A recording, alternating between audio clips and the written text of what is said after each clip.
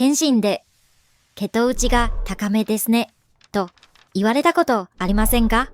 別に自覚しよう状もないし、まあ大丈夫かなってそのまま帰ってきた方、実はとても多いんです。でもその高めが続くと気づかないうちに体の中でとんでもないことが起きているんです。今日この動画を最後まで見てもらうと、60代以降の血糖値をしっかりコントロールできる方法が具体的にわかります。しかも特別な道具も高いサプリも一切必要ありません。今日からすぐに自分のペースで始められることばかりです。ぜひ最後までゆっくり見ていってください。甘いものがやめられない。食後になんとなくだるい。検診のたびに血糖値の数字が気になる。そういう悩みを抱えている方、本当にたくさんいるんです。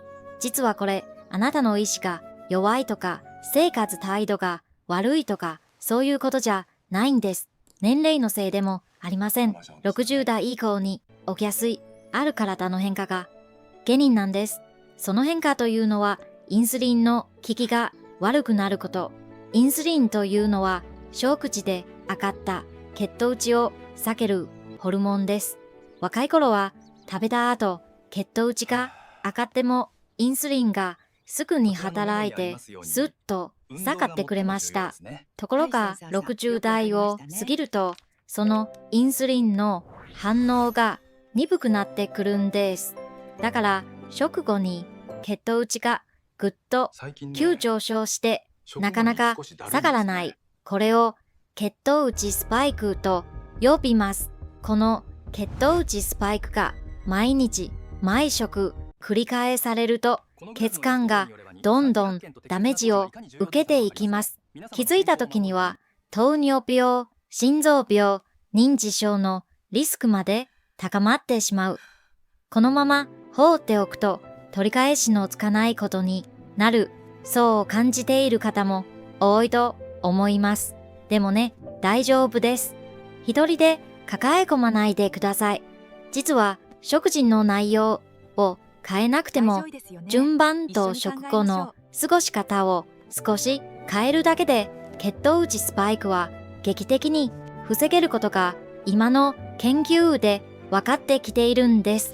日本糖尿病学会をはじめ多くの専門家の間でも注目されているのが食べる順番の効果です。ある研究では食事の順番を変えただけで食後の血糖値上昇が最大で約 40% も抑えられたというデータもあります。しかも薬ではなく食事のやり方を変えるだけでです。8割の方がこの事実をまだ知らないんです。でも知っていれば今日から変えられる、そう思うとなんか希望が持てますよね。それでは具体的な方法をお伝えしていきます。一つ一つゆっくり確認しながら聞いてください。まず最初のポイントは食事の順番を野菜、タンパク質、炭水化物入りにすること。これ順番を変えるだけです。特別な食材もいりません。実は先に野菜を食べると食物繊維が糖の吸収をゆっくりにしてくれます。次にお肉や魚などタンパク質を食べるとインスリンの分泌がスムーズになってくる。その後にご飯やパンを食べることで血糖値がゆっくりじわじわと上がる。急上昇を防げるわけです。ベジファストという言葉を聞いたことがある方もいると思いますが、まさにそれです。例えば、いつもご飯から食べていた70代の田中さんは順番を変えただけで2週間後の食後血糖値が明らかに落ち着いてきたと話していました。これだけでって最初は信じられなかった。そうです。でも数字が変わった。ここまで大丈夫ですか？では続いて2つ目のポイントです。次のポイントは食べるスピードをゆっくりにすること。目安は一口につき20から30回噛むことです。早食べをすると体が血糖値の上昇に追いつけないんです。インスリンが出るより先に血糖値がどんどん上がってしまう。でもゆっくり食べると体が後がはいできたとちゃんと察知してインスリンをタイミングよく出せるようになります。そんなこと言われなくてもわかってるという方もいると思います。そうですよね。でもわかっていてもなかなかできていない方が多い簡単な工夫があります。箸を置く習慣をつけることです。一口食べたら箸を置く。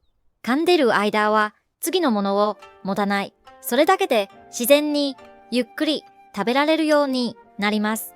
60代の山田さんは箸置きをテーブルに置くようにしてから食後のだるさがなくなってきたと話していました。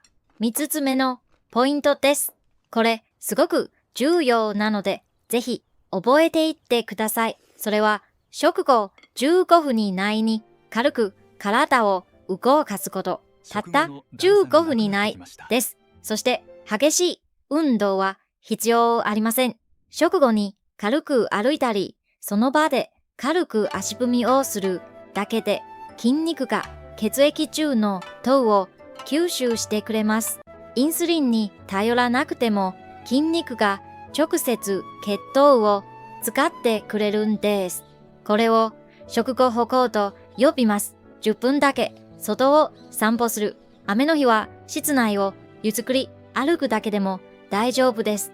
食後すぐ動くと体に悪いと思っている方もいると思います。でもそれは激しい運動の話で、軽いウォーキングは逆に血糖値を下げてくれます。むしろ食後にソファでじっとしているのが一番血糖値スパイクを起こしやすい。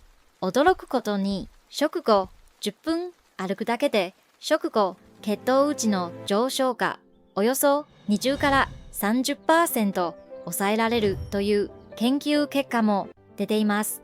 薬より効果があることもあるという専門家もいるくらいです。ここまで大丈夫ですか？少し休みながら聞いてください。4つ目のポイントです。白いものより茶色いものを選ぶ習慣をつけることです。白いご飯より麦ご飯や雑穀ご飯、白いパンより全粒粉のパンやライ麦パン、これを変えるだけで糖の吸収スピードがぐっと遅くなります。玄米は好きじゃないという方は白米に少しだけ麦を混ぜるだけでも全然違います。最初は違和感があるかもしれません。でもいつ週間も続けると体が慣れてきます。無理せず少しずつ切り替えていってください。そして5つ目、最後のポイントです。食前に小さじ1杯のお酢を摂る習慣です。お酢に含まれる酢酸が糖の消化を少し遅らせてくれる効果があります。食事の15から20分前に水で薄めたお酢を飲みにくい方はサラダにかけるだけでも大丈夫です。リンゴ酢やクローズなど飲みやすいものを選んでください。こんなシンプルなことで本当に変わるのって思う方もいると思います。でもまさにこういう小さな習慣の積み重ねが60代以降の血糖値を大きく左右するんです。それでは今お伝えした5つを振り返りますね。野菜から食べること、ゆっくり噛むこと、食後15分以内に軽く歩くこと、白い炭水化物より茶色いものを選ぶこと、食前にお酢を少し取ること、これだけです。難しいことは一つもないですよね。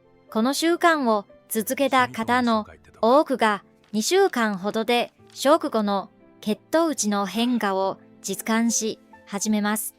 1ヶ月後には検診の数値にも反応が出てくる方が増えていきます。3ヶ月後のあなたをぜひ想像してみてください。食後にだるくなることもなく、検診で良くなりましたねと言われて、ほっとしている自分の姿を年のせいだと諦めていたことが、実は変えられることだったと気づいたとき、本当に嬉しいですよね。そうですよね。でもそれは夢じゃないんです。今日から始めれば必ず変わります。あなたのペースでゆっくりでいい。焦らなくていい。大丈夫です。今日お伝えした方法の中でどれか一つだけでいいので、今夜の食事から試してみてください。一つできたら次の一つ。それだけで十分です。あなたの健康を心から応援しています。今日の動画が少しでも参考になったという方は、ぜひ高評価と登録をよろしくお願いします。